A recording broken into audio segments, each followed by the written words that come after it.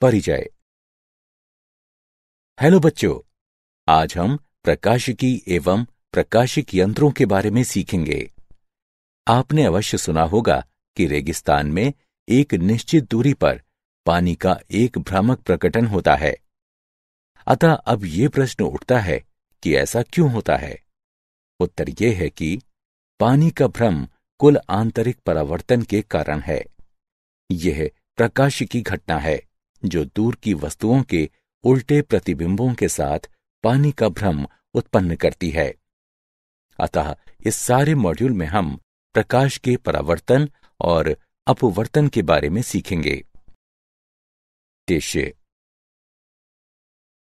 इस पाठ के अंत में आप निम्न करने में सक्षम हो जाएंगे: गोलीय दर्पणों द्वारा प्रकाश के परावर्तन की व्याख्या करना, अपवर्तन के नियमों को बताना, आभासी गहराई को समझना, संपूर्ण आंतरिक प्रतिबिंब की चर्चा करना और संपूर्ण आंतरिक विक्षेपण के अनुप्रयोगों की चर्चा करना। गोलीय दर्पणों द्वारा प्रकाश का परावर्तन। परावर्तन आपतित किरण और परावर्तक पृष्ठ पर अभिलंब के बीच के कोण को आपतन कोण कहा जाता है। परावर्तित किरण और परावर्तक पृष्ठ पर अभिलंब के बीच के कोण को परावर्तन कोण कहा जाता है।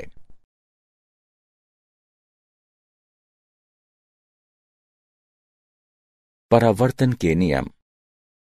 आपतन कोण परावर्तन कोण के बराबर होता है। आपतित किरण, परावर्तित किरण और पृष्ठ अभिलंब एक ही समतल पर अवस्थित रहती हैं। परावर्तक पृष्ठ समतल या वक्र हो, यह नियम प्रत्येक बिंदु पर लागू होता है। गोलीय दर्पण। गोलीय सतह के एक भाग से बने दर्पण को गोलीय दर्पण कहा जाता है। दो प्रकार के गोलीय दर्पण होते हैं: अवतल दर्पण और उत्तल दर्पण। गोलीय दर्पण जिसमें प्रकाश इसके अंदर अवतल सतह से परावर्तित होता है, उसे अवतल दर्पण कहा जाता है। गोलीय दर्पण जिसमें प्रकाश इसके बाहरी उत्तल सतह से परावर्तित होता है, उसे उत्तल दर्पण कहा जाता है। गोलीय दर्पण की त्रिज्या R वक्रता की होती है और इसकी वक्रता का केंद्र बिंदु C पर स्थित होती है। एक गोलीय दर्पण के ज्यामितीय केंद्र P को ध्रुव कहा जाता है। ध्रुव और गोलीय दर्पण के वक्रता के केंद्र को जोड़ने वाली रेखा को मुख्य अक्ष कहा जाता है। चिन्ह परिपाटी। आपतित किरण की दिशा में नापी गई दूरियों को धनात्मक माना जाता है और जिनको विपरीत नापा जाता है उनको ऋणात्मक माना जाता है। ऊपर की ओर मापित ऊंचाइयों को धनात्मक और अधोमुखी मापित को ऋणात्मक माना जाता है। गोलीय दर्पणों की फोकल दूरी। जो किरणें एक गोलीय दर्पण के मुख्य अक्ष के निकट गमन करती हैं और इसके साथ छोटे कोण बनाती हैं, उनको पैराऑक्सियल यानी उपाक्षीय किरणें कहा जाता है। बिंदु F को दर्पण का मुख्य फोकस कहा जाता है। ध्रुव और फोकस के बीच FP दूरी को गोलीय दर्पण की फोकल दूरी कहा जाता है, जिसको F द्वारा निरूपित किया जाता है। फोकल दूरी और वक्रता त्रिज्या के बीच संबंध। अवतल दर्पण द्वारा बनाए गए प्रतिबिंब। जब वस्तु बिंदु C से परे है तो प्रतिबिंब होगा C और F के बीच में, वास्तविक और उल्टा, वस्तु से छोटा। जब वस्तु बिंदु C पर है तो प्रतिबिंब होगा C पर, वास्तविक और उल्टा, ऊंचाई में उतना ही जितनी की वस्तु है। अवतल दर्पण द्वारा बनाए गए प्रतिबिंब। जब वस्तु बिंदु C और F के बीच है तो प्रतिबिंब होगा C से परे, वास्तविक और उल्टा, वस्तु से बड़ा। जब वस्तु बिंदु F और P के बीच है तो प्रतिबिंब होगा दर्पण के बीच में, अवास्तविक और सीधा, वस्तु से बड़ा। दर्पण समीकरण। दिया गया चित्र एक वस्तु AB और उसके प्रतिबिंब A-B- को दर्शाता है, जो फोकल दूरी F के अवतल दर्पण से बना है। MP पैराएक्सियल किरणों के लिए CP पर एक सीधी रेखा को लंब रूप में लिया जा सकता है। तब दो समकोणीय त्रिकोण A-B' और MVF एक समान हैं, ताकि A-B' बटे MP बराबर B' बटे FP बराबर B' घटा FP बटे FP। चूंकि MP बराबर AB, तो हम लिख सकते हैं A-B' बटे AB बराबर B' घटा FP बटे FP। इसका एक नाम रखें। चूंकि कोण APB बराबर कोण A-PB' समकोणीय कोण ABP और A-B' भी एक समान हैं, ताकि A-B' बटे AB बराबर B' बटे BP। इसका दो नाम रखें। समीकरण 1 और 2 की तुलना करने से हम पाते हैं B' घटा FP बटे FP बराबर B' बटे BP। इसका नाम 3 रखें। चिन्ह परिपाटी को लागू करने पर हमको मिलता है वस्तुओं की दूरी BP बराबर घटा U, प्रतिबिंब की दूरी B' बराबर घटा V, फोकल दूरी FP बराबर घटा F। इसलिए समीकरण 3 को घटा V घटा का घटा F बटे घटा F बराबर घटा V बटे घटा U तक कम किया जा सकता है, या 1 बटे V जमा 1 बटे U बराबर 1 बटे F।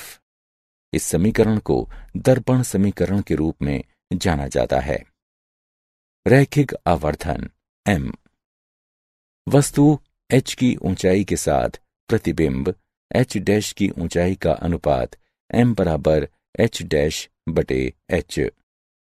दिए गए प्रतिबिंब के लिए रैखिक आवर्धन घटा V बटे U है। उदाहरण: 10 सेंटीमीटर के एक अवतल दर्पण के सामने एक वस्तु को रखा गया है। अगर इसका प्रतिबिंब दर्पण के सामने 20 सेंटीमीटर की दूरी पर है, तो वस्तु की स्थिति क्या होनी चाहिए? हल: दिया गया है F बराबर घटा 10 सेंटीमीटर, V बराबर घटा 20 सेंटीमीटर। 1 बटे V जमा 1 बटे U बराबर 1 बटे F। 1 बटे U बराबर 1 बटे F घटा 1 बटे V। 1 बटे U बराबर 1 बटे घटा 10 घटा 1 बटे घटा 20। इसका तात्पर्य है 1 बटे U बराबर घटा 1 बटे 10 जमा 1 बटे 20। 1 बटे U बराबर घटा 2 जमा 1 बटे 20। U बराबर घटा 20 सेंटीमीटर, यानी कि दर्पण के सामने वस्तु को 20 सेंटीमीटर की दूरी पर होना चाहिए।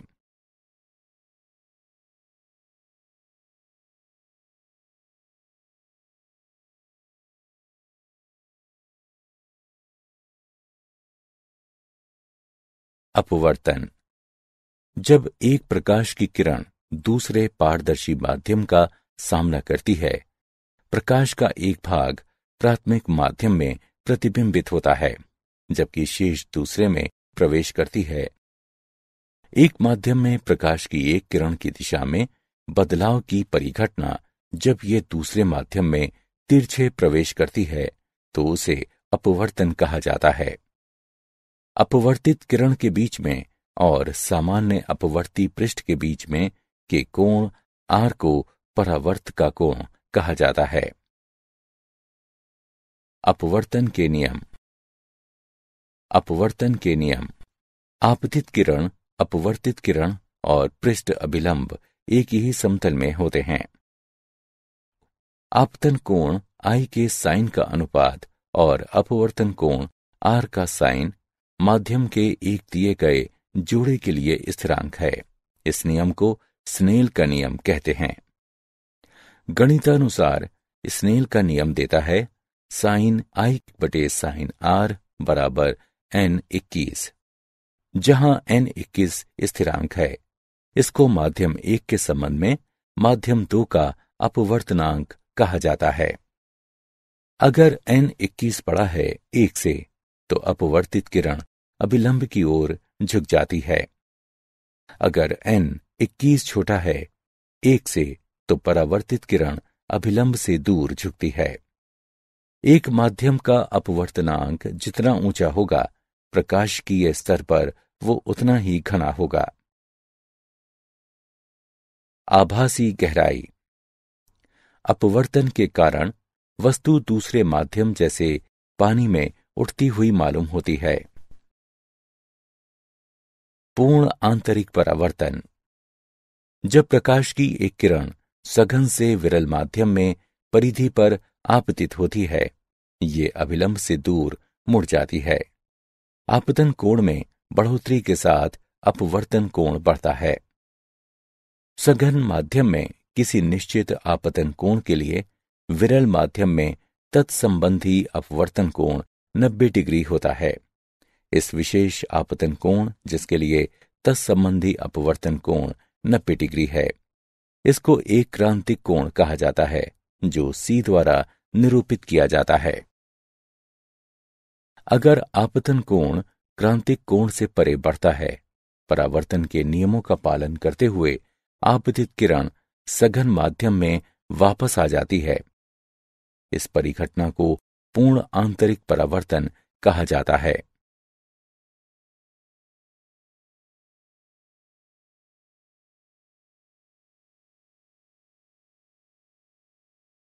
पूर्ण आंतरिक परावर्तन।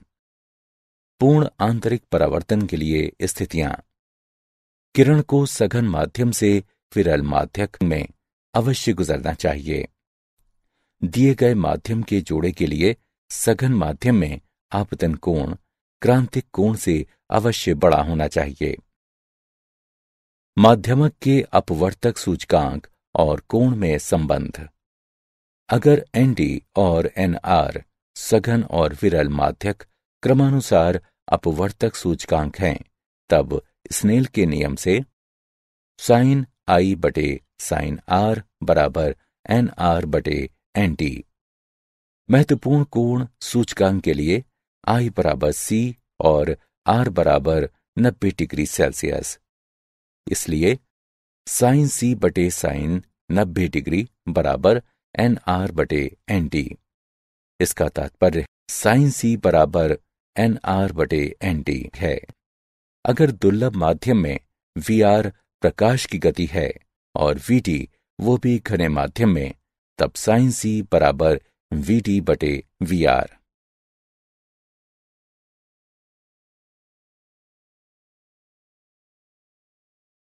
प्रकृति में पूर्ण आंतरिक परावर्तन और इसके तकनीकी अनुप्रयोग। मृग तृष्णा। रेगिस्तानों में कभी कभी एक व्यक्ति एक पेड़ का उल्टा प्रतिबिंब देखता है, जो पेड़ के निकट एक तालाब की मिथ्या धारणा देता है। इसे मृग तृष्णा कहते हैं। हीरों की जगमगाहट। हीरा हवा इंटरफेस के लिए क्रांतिक कोण बहुत छोटा होता है, लगभग 24.4 डिग्री। जब बाहरी स्रोत से प्रकाश अच्छी तरह से कटे हीरे में प्रवेश करता है, हीरा अपने अंदर अनेक पूर्ण आंतरिक परावर्तनों को झेलता है। जब किसी पृष्ठ पर आपतन कोण 24.4 डिग्री से कम होता है, केवल तब अपवर्तन हो सकता है। इस प्रकार हीरे में सभी दिशाओं से प्रवेश करने वाला प्रकाश किन्हीं दशाओं से बाहर निकलता है। इसलिए इन दिशाओं से देखने पर हीरा जगमगाता नजर आता है।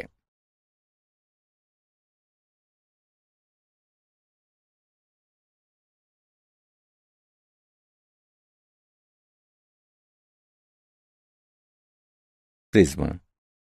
जब किसी प्रिज्म के अपवर्ती पृष्ठ पर एक किरण अभिलंब रूप में आपतित होती है, वो बिना मुड़े गुजरती है और कांच इंटरफेस पर 45 डिग्री के कोण पर आपतित होती है, जो 42 डिग्री के क्रांतिक कोण से बड़ा होता है, और इस प्रकार पूर्ण आंतरिक परावर्तन होता है।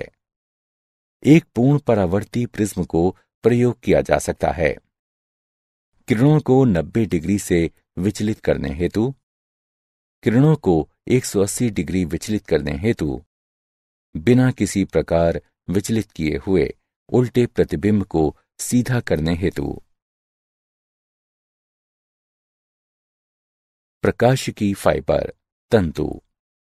एक प्रकाशिकी फाइबर पूर्ण आंतरिक परावर्तन युक्ति है, जिसके द्वारा एक प्रकाश संकेतों को एक स्थान से दूसरे को ऊर्जा की नगण्य हानि के साथ संचारित किया जा सकता है।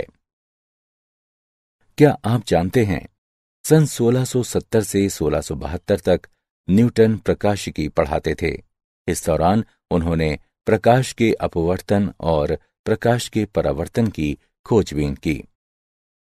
विलब्रॉड स्मेल ने सन 1621 में प्रकाश के अपवर्तन पर अपने सिद्धांत दिए। सारांश। आइए हमने जो कुछ सीखा है उसे संक्षेप में दोहराएं। एक गोलीय सतह के एक भाग से बने एक दर्पण को गोलीय दर्पण कहते हैं। दर्पण समीकरण 1/v जमा 1/u बराबर 1/f।